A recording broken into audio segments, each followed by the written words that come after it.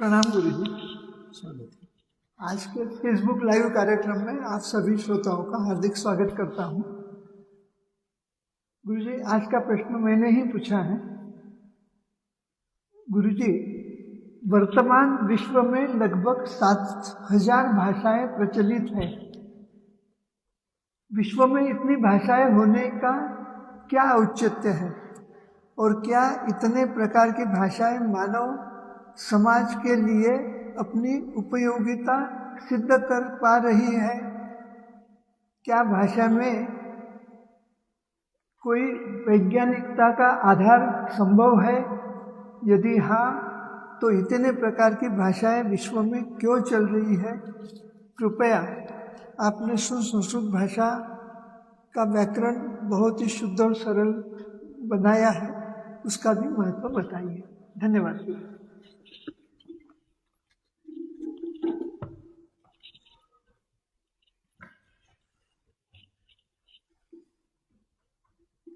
प्रश्न बड़ा महत्वपूर्ण है।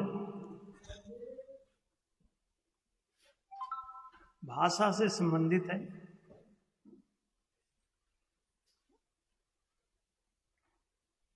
पूरी दुनिया में वर्तमान में अभी हम कहीं पढ़ रहे थे कि 7,000 से अधिक भाषाएं हैं। उसमें छोटी छोटी बोलियां यहाँ वहाँ की सब शामिल करके लोगों ने गिना होगा, तो 7,000 से भी अधिक भाषाएं हैं। ये बात ठीक है। भारत में ही सैकड़ों भाषाएं चल रही हैं, हजारों भाषाएं अफ्रीका में चल रही हैं। पूरी दुनिया में इतने सारे आप भाषाओं के नाम जानते हैं।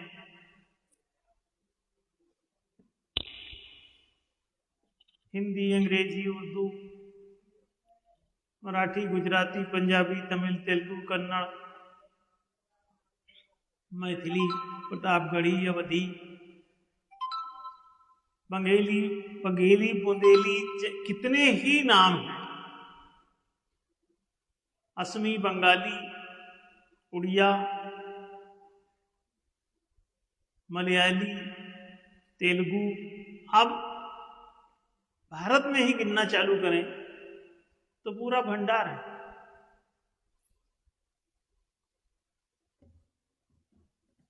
अब बाहर देखो तो रसियन, रूसी भाषा, चीनी भाषा, जापानीज भाषा और फ्रेंच, जर्मन, इंग्लिश में भी अमेरिकन इंग्लिश अलग है, इंग्लैंडियन अलग है, दूसरे देशों की अलग है। पुरानी ओर देखें तो लैटिन और जाने कितनी भाषाएं सब चल रही हैं। लेकिन इन सभी भाषाओं को जब आप रिसर्च करते हो इनके पीछे, तो एक बड़ी कॉमन चीज आती है कि ये सभी भाषाएं किसी एक ऐसी भाषा का अपभ्रंश मात्र है, क्योंकि उस भाषा के मूल शब्दों को ही कोई अशिक्षित व्यक्ति, कम बुद्धि का व्यक्ति, अनपढ़ आदमी, गंवार आदमी कैसे बोलेगा तोड़ मरोड़ के। तो वो शब्द का जो ऐसे मरोड़ते मरोड़ते चित्र विचित्र सा रूप हो जाता है, वो आपको दिखाई देता है। और वो कोई भी भाषा हो, उसमें उस एक भाषा का एग्जिस्टेंस अनिवार्य रूप से कहीं ना कहीं दिखाई देता है कि वो भाषा वही है। आप भारतीय भाषाओं को तो देखोगे कि 99% उसी का अपभ्रंश है। वो हिंदी हो, गुजराती हो, पंजाबी हो, तमिल हो, तेलुगु हो, कन्नड़ हो, असमी हो, उड़िया हो, बंगाली हो, मैथिली हो, भोजपुरी हो, अवधी हो, प्रतापगढ़ी हो, कितनी भी भाषाएं जो बोली जा रही सब जगह अलग अलग अलग इलाहाबादी भाषा अलग है, कानपुरिया भाषा अलग है, बांदा की बिल्कुल अलग है। मझगवा तक पहुंचते पहुंचते वहां की भाषा दूसरी हो जाती है। मझगवा से उधर रीवा तरफ पढ़ो तो वहां की भाषा बिल्कुल बघेली चालू हो जाती है। आप समझ ही ना पाएंगे कि दरअसल जब भारत को झांकने जाओ तो वहां पे आपको कहे तो जरूर ना है कि यहाँ पर बंगाली है, इधर गुजराती है, उधर कहीं हिंदी चल रही ना, ना, उसके भीतर हजारों फाके हैं, मोहल्ले मोहल्ले की भाषा अलग है। उत्तराखंड में जाओ तो गढ़वाली अलग ही बक रहे हैं और सब उटपटांग। अनपढ़ों के द्वारा संस्कृत बोलने का जो प्रयास है उसी का नाम उनकी अपभ्रष्ट भाषा है। तो जब आप देखते हो तो वो एक भाषा जिसको अशिक्षित होने के कारण उसी भाषा को बोलने का जो सब लोगों ने अपने अपने तरीके से प्रयास किया, तो हर घर की भाषा और हर व्यक्ति की भाषा अलग होती चली गई। बोल वो एक ही भाषा रहा, वो टूटती चली गई, बिखरती चली गई। एक व्यक्ति की भाषा दूसरे व्यक्ति की भाषा से भिन्न हो गई, एक घर की भाषा दूसरे घर की भाषा से भिन्न हो गई, एक मोहल्ले की भाषा दूसरे मोहल्ले की भाषा से भिन्न हो गई, एक ग्राम की भाषा दूसरे ग्राम से भिन्न हो गई, जिले की भाषा दूसरे जिले से भिन्न हो गई, प्रदेश की भाषा दूसरे प्रदेश से भिन्न हो गई। अंदर अंदर भी फाके हैं। तो इस भिन्नता के पीछे जब वो आप पूरी रिसर्च करते हैं, शोधानुसंधान करते हैं भाषा पर, तो आपको मिलता है कि वो एक ही कॉमन भाषा सभी के भीतर घुसी हुई है। उसका नाम है संस्कृत। अब सवाल ये है कि संस्कृत ये चिर पुरातन भाषा है, इसकी आप कोई डेट तय नहीं कर सकते, ये शाश्वत और सनातन। लिपियां आप बदलते रहें, अलग अलग ढंग से अक्षरों वर्णों का चित्रांकन आप अपने अपने ढंग से करते चले गए।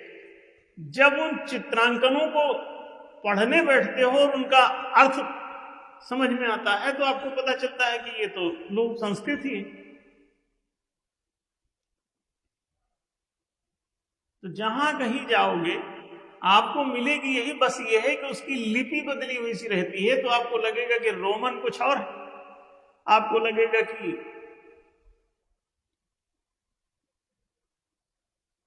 फ्रेंच कुछ और है, इंग्लिश कुछ और है, उर्दू कुछ और है, अरबी कुछ और है।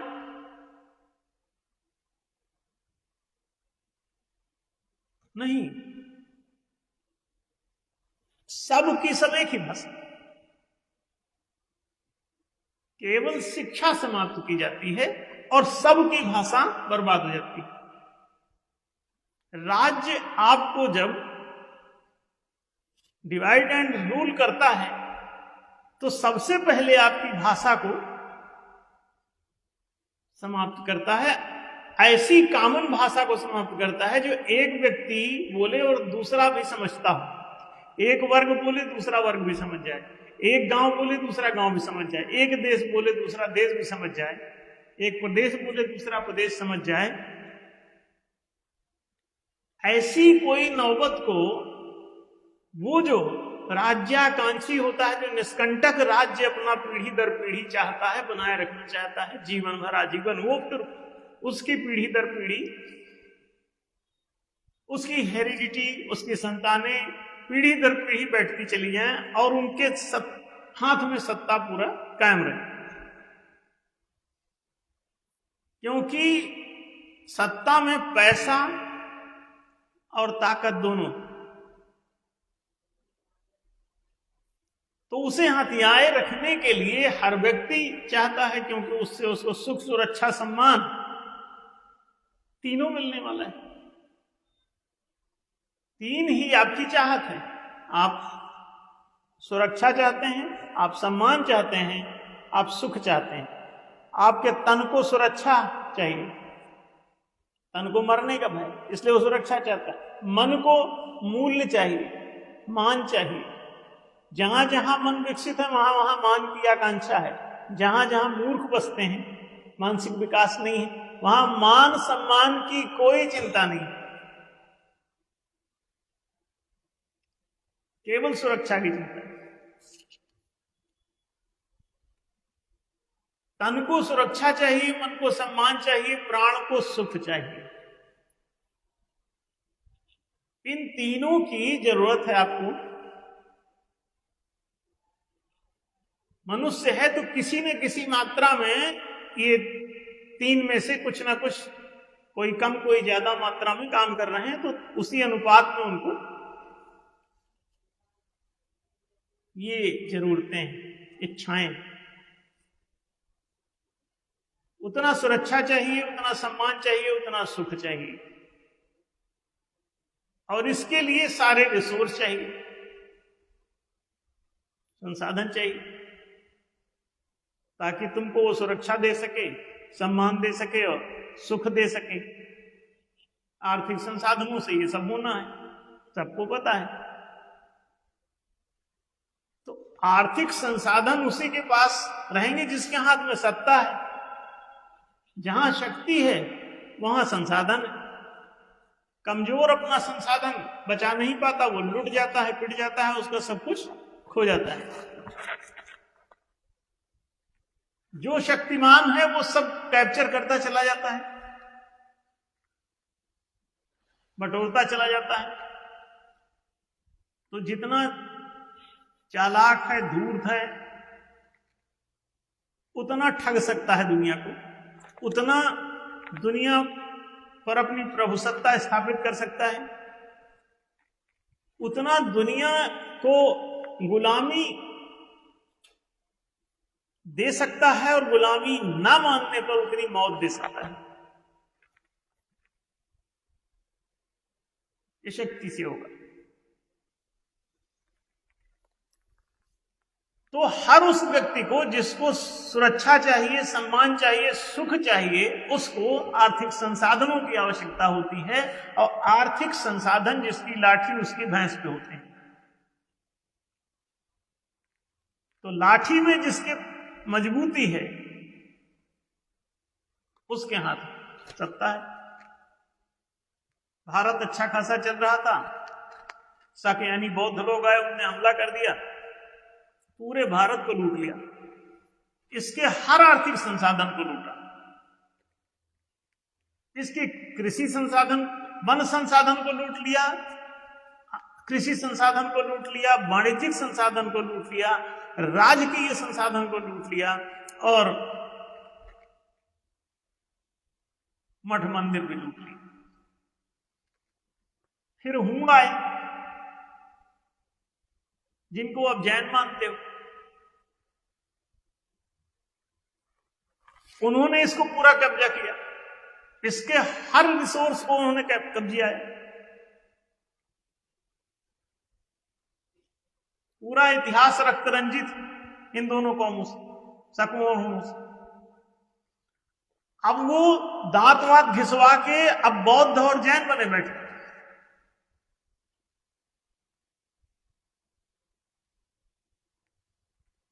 अब वो मानते भी नहीं है कि वो शक और हूं है।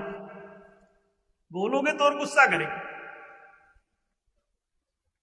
जबकि बुद्ध को शाक्य मुनि कहते हैं, सब जगह लिखे रखे हैं। शाक्य माने होता है शकों की औलाद, शकों से जो संबंधित, उसे शाक्य कहते हैं।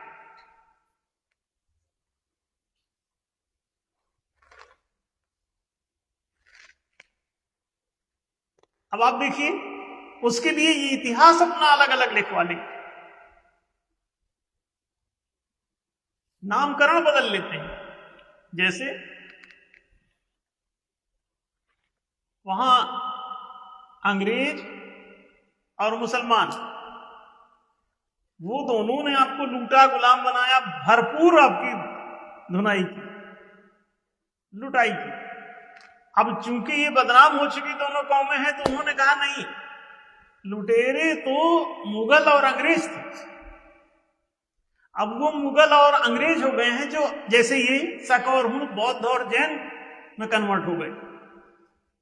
ये गिरगिट की तरह रंग बदल लेते हैं पिटने से बचने के लिए।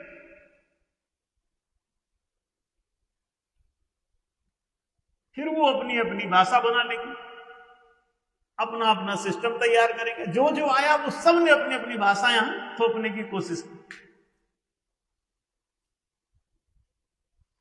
वो दोनों आए तो उनने अपना नमो ओंकार नमो सर्व सब साहू, सर्व को सब बोलते चले जा रहे हैं, धर्म को धम्म बोलते चले जा रहे हैं। तो आप देखो जरा,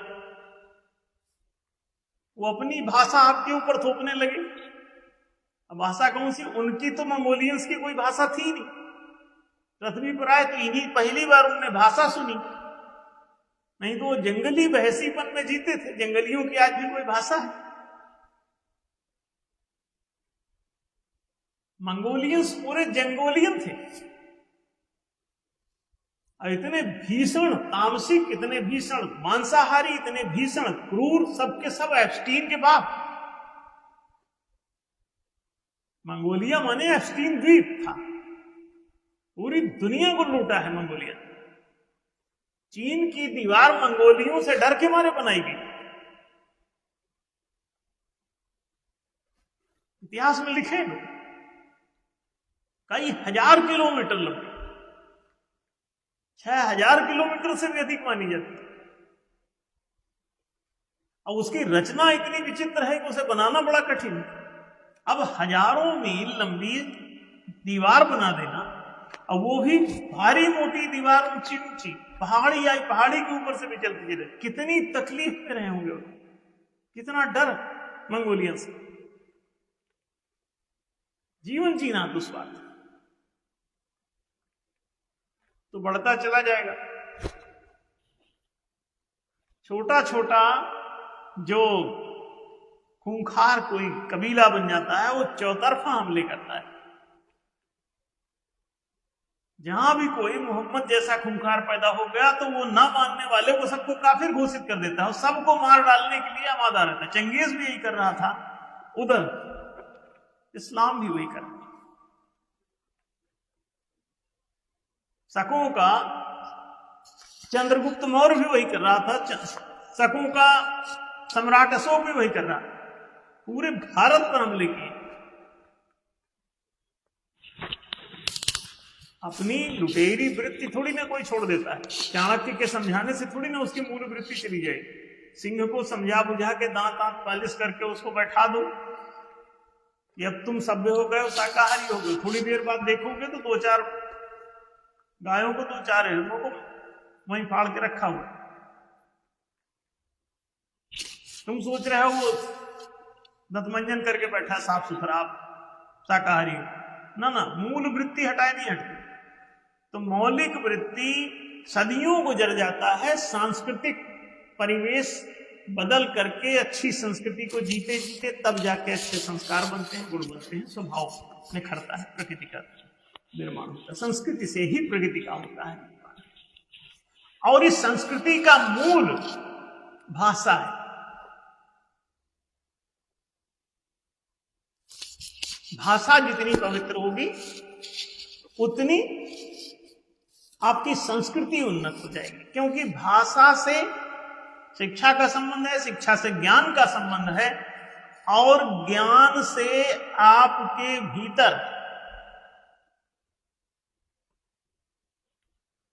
गुण का संबंध है, गुण का प्रकृति से संबंध है। तो ये संस्कृति आपको ये भाषा, ज्ञान, गुण, कर्म सब सिखा सिखा के सात्विक चीजें सद्गुणी बनाती है। तो एक सात्विक भाषा नींव में चाहिए पहले। संस्कृत कैसे अपभ्रष्ट हो गई? मूलतः पहले शिक्षा तुमने देना बंद कर दिया। शिक्षा ही प्रथम धर्म है। 25 वर्षीय विद्यार्थी जीवन को ब्रह्मचर्य आश्रम कहते हैं। वर्णाश्रम धर्म जो है सनातन धर्म कहलाता है। ये सनातन मानव धर्म है। वर्णाश्रम धर्म मानव रजोगुण से उत्पन्न होता है, और रजोगुण से उत्पन्न होकर के वो शूद्र, वैश्य, क्षत्रिय, ब्राह्मणत्व तक जाता है। ये वर्णोत्थान करता है 25 साल के अंदर। जो जितना कर सका उस वर्ण के पद पर 25वें साल में बैठा दिया जाता है उसको, और वैसा कर्म करता हुआ जीवन यापन करता है। फिर पुनः विकसित होता रहता है, प्रयत्न करता रहता है। इस जन्म में नहीं हो पाया, जितना हुआ उतना हुआ, अगले जन्म में पुनः वर्ण उत्थान करो, 25 साल फिर से मेहनत करो, शिक्षा प्राप्त करो, फिर जितने वर्ण तक पहुंच जाओ, फिर उसमें कर्म करो, जीविकोपार्जन करो। गृहस्थ में जाओ, जीविकोपार्जन, पहले विद्यार्जन फिर जीविकोपार्जन, पहले ब्रह्मचर्य आश्रम फिर गृहस्थ आश्रम, पहले विद्यारंभ संस्कार फिर उसके बाद विवाह संस्कार। विवाह माने होता है रोजगार, विशेष रूपेण कार्यभारम संवाद।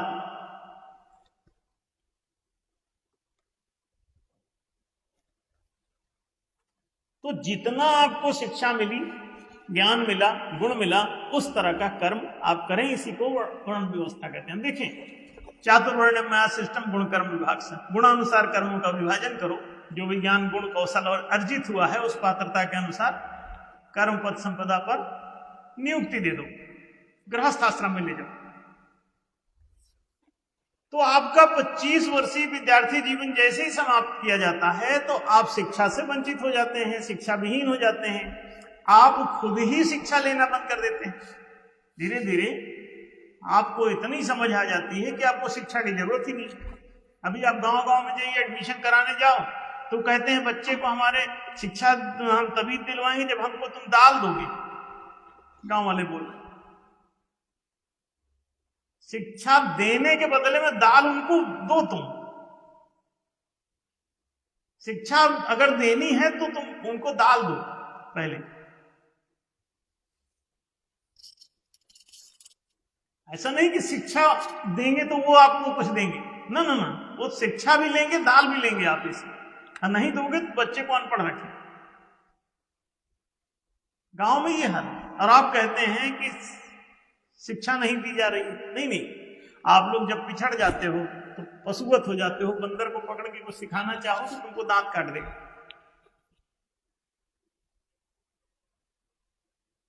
कोई पिता तुल्य ही टीचर बनके और आपको जबरदस्ती पकड़ पकड़ के पढ़ाता सिखाता है, तब जाके आपका उत्थान होता है।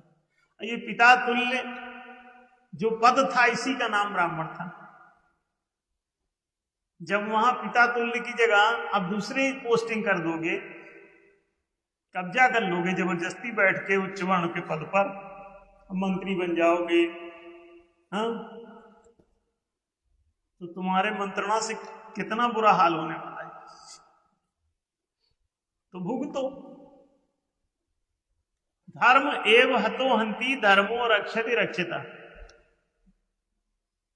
धर्म का जो नाश करता है उसी का विनाश होता है, धर्म की जो रक्षा करता है वही सुरक्षित रहता है। धर्म की रक्षा में ही सुरक्षा है। आप अपने वर्णाश्रम धर्म की रक्षा कीजिए, 25 साल ब्रह्मचर्य आश्रम सबके लिए अनिवार्य कीजिए, लागू कीजिए इसे। भारत सरकार से पिछले 35 वर्षों से हम लगातार दबाव बना रहे हैं, उनसे कहने शिक्षा तो दे दो पब्लिक को। हम कितने स्कूल इसी चक्कर में खुलवा दिए कि लोगों तक शिक्षा तो पहुंचे। प्रत्येक ग्राम पंचायत में, प्रति ग्राम पंचायत एक विद्यालय होना चाहिए, 25 साल तक की पढ़ाई का। उसी में जो जो पढ़ाना वही पढ़ाओ। और प्रत्येक ग्राम पंचायत में एक विद्यालय और एक बैंक होना चाहिए, मुद्रा प्रचालन केंद्र, जो लिक्विडिटी पूंजी दे सके ताकि कृषि संसाधन, वाणिज्य संसाधन आदि सब परचेज कर सको। एक तुमको गुण दे दे और एक धन दे दे, दो संस्थाएं बनाओ, एक विद्यालय और एक बैंक। ना विद्यालय तुम्हारे पास है ना बैंक तुम्हारे पास है, ये दोनों एब्स्टीनों के कब्जे में चले।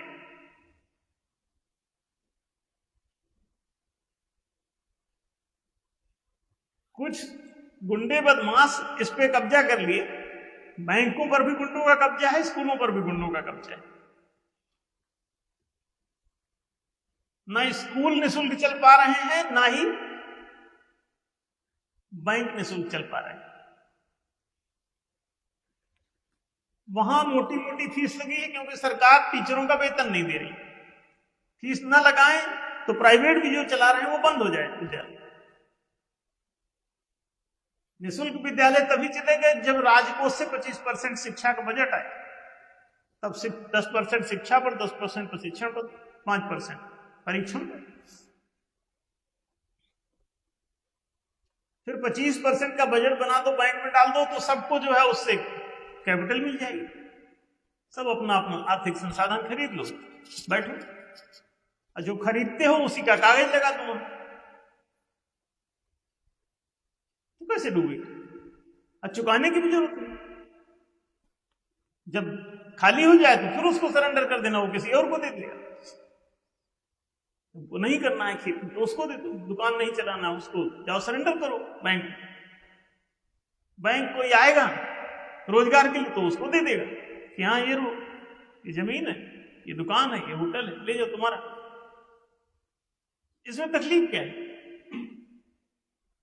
लेकिन न वो शिक्षा पे काम करते हैं, ना रोजगार पे काम करते हैं। जिन लोगों ने तुमको गुलाम बना रखा है, तुमको वो शिक्षा क्यों देंगे? तुम जानकार हो जाओ और तुम उनकी गुलामी छोड़ दो।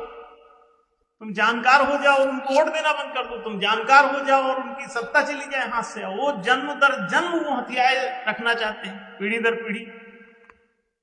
नेहरू परिवार की पूरी सत्ता यहां कितने दिनों से बनी हुई, और जो भी सत्ता में आ जाता है, क्या मुलायम यादव हटना चाहते हैं? क्या लालू यादव हटना चाहते हैं? पीढ़ी दर पीढ़ी बैठे रहे। मायावती हटना चाहते नहीं, फिर उनके अपने भाई को नया वारिस बना दे। पीढ़ी एक की बात नहीं है, हर पार्टी का ही, सब पीढ़ी दर पीढ़ी चल। क्यों? पात्रता या पीढ़ी, दो में एक रहेगा। या तो पात्रता से बैठो, उसका परीक्षण करो, या पीढ़ी से बैठो। परीक्षण विद्यालय में होगा, विद्यालय शिक्षा। शिक्षा में पहले भाषा चाहिए। भाषा नहीं सिखाओगे तो 7,000 भाषाएं बनेंगी, किसको शंका? संस्कृत अपभ्रष्ट हो करके 7,000 भाषा में बदल। अब संस्कृत अगर पढ़ाते भी तुमको तो भी तुम पढ़े लिखे नहीं हो सकते थे, क्योंकि संस्कृत भाषा को इतना कुसंस्कृत कर दिया था कि उसमें तुम पढ़ भी नहीं सकते थे। 1% से ज्यादा आदमी संस्कृत भाषा नहीं पढ़ सकता, हमारा दावा है। और जिसको भी पढ़ाओगे रट्टू तोता टाइप उसको पढ़ा दोगे, तोते से ज्यादा नहीं रहेगा। भाषा की कोई पकड़ नहीं रहती तोते की। 2-4 मेमोरी में ऐसे शब्द याद करा दोगे, कहोगे देखो ये संस्कृत बोला। नहीं नहीं नहीं, कुछ ना बोल पाएगा, दावा है ना। वो तोते की तरह बोलेगा जो बोलेगा, उसे आएगी नहीं भाषा। 1% जो बहुत ही धूर्त और चालाक व्यक्ति है, बड़ा हठधर्मी है, बड़ा जिद्दी किस्म का है, वही उस भाषा को किसी तरह थोड़ा बहुत पकड़ बना सकता है, बाकी किसी के बस का नहीं। इतनी कुसंस्कृत भाषा जिसको 100 साल पढ़ के भी आपको ना आए ठीक से, उसको तुम पढ़ के भी कहां से तरक्की कर लोगे? बाकी चीजों के लिए समय न रहेगा। 15,000 सूत्र पढ़ते पढ़ते पहले मर जाओगे। उस कुसंस्कृत भाषा की अष्टाध्यायी को बच्चे कष्टाध्यायी कहते हैं। 500 भर्ती हो तो उसमें से 450 भाग जाते हैं, कष्टाध्यायी कहते हैं उसको। अष्टाध्यायी नाम व्याकरण के जो सूत्रों की किताब, तो वो कष्टाध्यायी बोलते हैं बच्चे, स्टूडेंट, उसके विद्यार्थी। ऐसी भाषा को पढ़ के क्या करोगे? और वही मौलिक भाषा है, उसी को कठिन कर दिया, जटिल कर दिया। अब उसको हमने सुसंस्कृत कर दिया। उस संस्कृत को जो ये कुसंस्कृत किए हुए थे, उसको हमने सुसंस्कृत बना दिया। अब वो सुसंस्कृत भाषा को 1 घंटे में ही पढ़ाया जा सकता है, और बहुत उन्नत है। उसमें साहित्य बहुत अच्छा लिखा जा सकता है। और वो सुसंस्कृत भाषा सुसंस्कृत बनने के बाद लगभग 95% तक तो संस्कृत ज्यों के त्यों इसमें उसके साहित्य एडजस्टेबल है। मुश्किल से 1 से 5% उसमें हल्के फुल्के करेक्शन से वो भाषा शुद्ध हो जाएगी, वो एकदम सरल हो जाएगी। सुसंस्कृत का जो हमने व्याकरण बनाया उसके जरिए अब तुरंत पढ़ सकोगे उसको। 1 दिन में भी कोई आदमी जरा भी बुद्धिमान है तो पढ़ लेगा, समझ जाएगा कि हाँ ये भाषा ऐसी है, यूज कर सके। इतनी सहज ढंग से कोई भाषा दुनिया की नहीं पढ़ी जा सकती। कोई भी भाषा उस संस्कृत भाषा के समकक्ष सहज नहीं, सब बहुत टफ है। अंग्रेजी, उर्दू, मराठी, तमिल, तेलुगु जो भी तुम पढ़ रहे हो सब टफ है। चाइनीज तो महा टफ है, हरी क्लिष्ट है। क्लिष्ट माने कलुषित, कठिन है। तो ऐसी दशा में भाषा को सुसंस्कृत बना के हमने इस पूरी दुनिया के लिए खोल दिया। पढ़ा भी नहीं, 2007 में बनाई है, अब तो पढ़ा रहे हैं पिछले 10-15 साल से लगातार। अभी थोड़े दिनों में पूरी दुनिया को ये उपलब्ध कराया जाएगा। डॉक्टर साहब ने पूछा है कि कैसे लोगों तक पहुंचेगी। हाँ, जो चीज अच्छी होती है वो खुद ही पहुंच जाती है, इसके लिए कोई बहुत आयोजन करने की जरूरत नहीं रहती। जो चीज अच्छी होगी, सुखद होगी, सुंदर होगी, उपयोग सर्वोपयोगी होगी, वो सब खुद ही लोग उसको दौड़ दौड़ के स्वीकार करेंगे। और इसके पढ़ाने की व्यवस्था ऑनलाइन आजकल सबको पढ़ाया जा सकता है, और उसकी पुस्तक ही केवल सब तक पहुंच जाने दो, खुद ही पढ़ लेंगे, एक दूसरे को पढ़ा देंगे। तो कोई विशेष आयोजन की जरूरत है। जो कठिन होती है उसके लिए सारा उपद्रव, सरल चीज के लिए क्या जरूरत है आयोजन मचाने की, बस घर घर पहुंचा दो उसको। तो साहित्य स्थापना अभियान, सनातन धर्म साहित्य स्थापना अभियान चल रहा है, तो सुसंस्कृत भाषा की भी पुस्तक जाएगी, उसके साथ पढ़ लेंगे लोग पुस्तक, अपने घर में ही पढ़ लेंगे। और एक भी समझ लेगा तो दूसरों को समझा देगा। एक मोहल्ले में एक समझ जाएगा तो बाकी सबको समझा देगा। सब पढ़ लो और पढ़ा दो, पढ़ो और पढ़ाओ। दिए से दिया जल जाता है। पढ़ो और पढ़ाओ के सिद्धांत पे चलते रहो, पूरी दुनिया पढ़ी लिखी हो जाएगी। उसी में साहित्य भी पूरा अभी उपलब्ध कराया जाएगा। सुसंस्कृत में ही सारा साहित्य मिलेगा, आप लोग निश्चिंत रहें। पूरा सनातन धर्म साहित्य घर घर स्थापना अभियान संचालित किया जा रहा है, उसी में सुसंस्कृत भी पहुंचेगी, घर घर पहुंच जाएगी। तो डॉक्टर साहब बिल्कुल निश्चिंत रहें, बड़ा सरल है। पढ़ो और पढ़ाओ के सिद्धांत पे सब एक दूसरे को पढ़ा देंगे। तो उम्मीद है आपको बात ये स्पष्ट हुई होगी भाषा के विषय में। डॉक्टर साहब प्रणाम गुरु जी।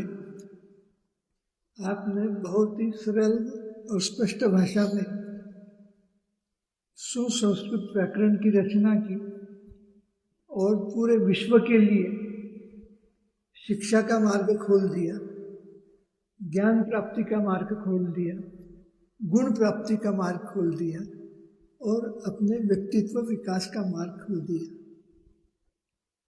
ये वीडियो बहुत महत्वपूर्ण है। आप सभी श्रोताएं उसे गहराई से सुने, सब्सक्राइब करें, अपने ग्रुप में भेजें, ताकि सब लोगों को सही ज्ञान का प्राप्ति हो सके। और सद्ग्रंथ आएंगे तो सद्ग्रंथ पढ़कर उसमें हमें सदाचारी सद्व्यवहारी बनना है।